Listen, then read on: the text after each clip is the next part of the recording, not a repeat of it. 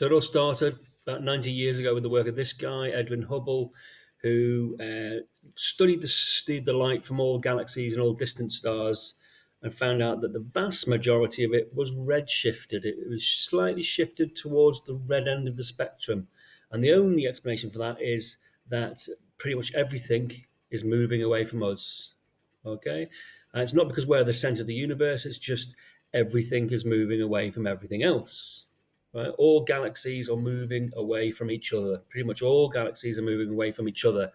And the reason for that is because the universe is expanding. So let's just go into a bit more detail what exactly Edwin Hubble analysed and what he found out. So, as we know, white light from a star is split up into all the colours of the rainbow, literally. Okay, starting at one end red and at the other end violet. Okay, so it's the red, which is the low frequency or the long wavelength, and it's the violet, which is the high frequency or the short wavelength. All right. So this is the two things, red shift and blue shift. Like I said, the vast majority of galaxies and stars that Edwin Hubble analysed, the light was red shifted because they're moving away. There's a small number of stars and galaxies actually moving towards us, and you'll notice that the light is slightly blue shifted. But like I said, the vast majority is red shifted because the whole universe is expanding. I showed you this last lesson.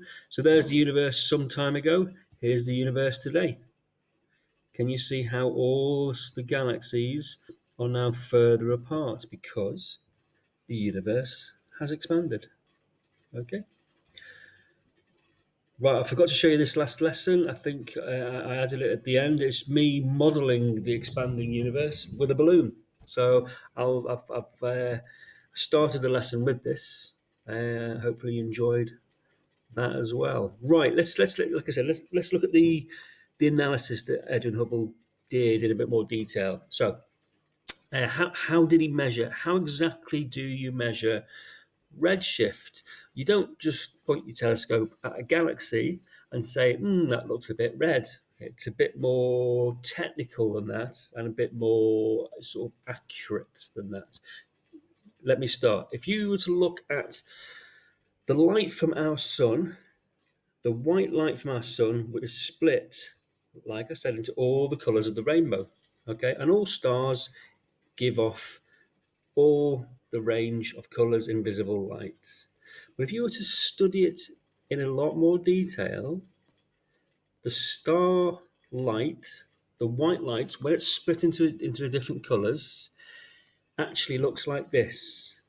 Okay, so if you were to analyse the light from our sun, you'd get all the colours. Okay, but there are specific wavelengths missing. You see dark lines in the rainbow because that specific frequency or wavelength is missing. Now that is because stars are made of hydrogen. These lines are the spectral signature of hydrogen, which is what stars are made of. Okay, now this is really important because it helps us accurately measure redshift or how much the light is redshifted. So let's have a little look at this important chart here. Okay, as we can see, this is what the spectrum looks like from our sun, and we've got the black lines due to hydrogen. Now, if we were to look at the same hydrogen in a nearby star, because all stars are made of hydrogen, what do you notice about the same arrangement of black lines? What do you notice? Okay, hopefully you can see quite clearly that the black lines have shifted slightly towards the red end of the spectrum. That is what redshift is. That same spectral signature for hydrogen is shifted towards the red end of the spectrum. Now, that's a nearby star, which is in our Milky Way. But what about a nearby galaxy, which is outside the Milky Way? That's going to be further away than this fella. All right. What do you notice about the same black lines for hydrogen? Hopefully, you can see it's the same black lines, but they are shifted even more towards the red end of the spectrum. There is more redshift. Can you see that? Right, what about a distant galaxy? This is a nearby galaxy, but what a really distant galaxy. Again, the same lines are there because the distant galaxy is made up of stars, which are made up of hydrogen. So we're looking at hydrogen gas, but it's redshifted even more. Okay, and then finally, your very distant galaxy, same black lines, but they're way, way, way into the red end of the spectrum. That's because really distant galaxies, the light is really, really redshifted. Now, there's a reason for that. The amount of redshift depends on how fast they are moving. Say if you have an object that is moving really, really, really quickly, then the amount of redshift is going to be very, very high. So the conclusion is your really distant galaxies are moving much more quickly away from us than the nearby galaxies. Our star next door to us is moving away from us very, very slowly relative to the distant galaxies. So we have a nice, neat relationship. What that tells us is that the distant galaxies are moving away much more quickly than the nearby stuff. That's what this chart tells us. And we can see that in this graph.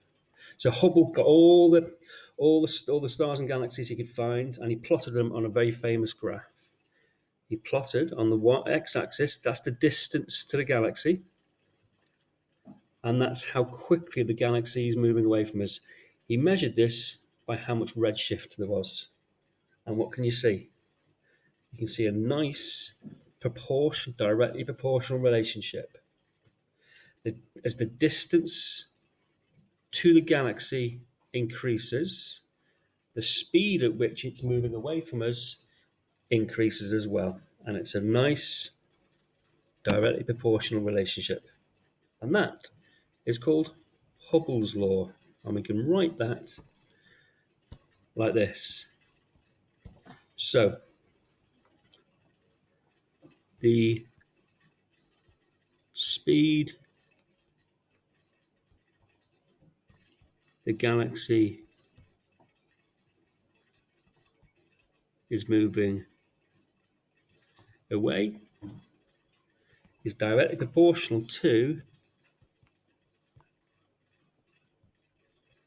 the distance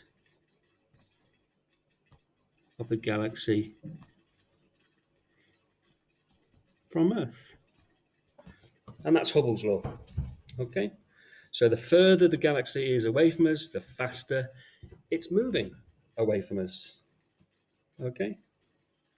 Now, the reason for that is because the whole of the universe is expanding, and I'll explain it with my final model in the next video. Okay, thank you very much for listening. See you in the next video.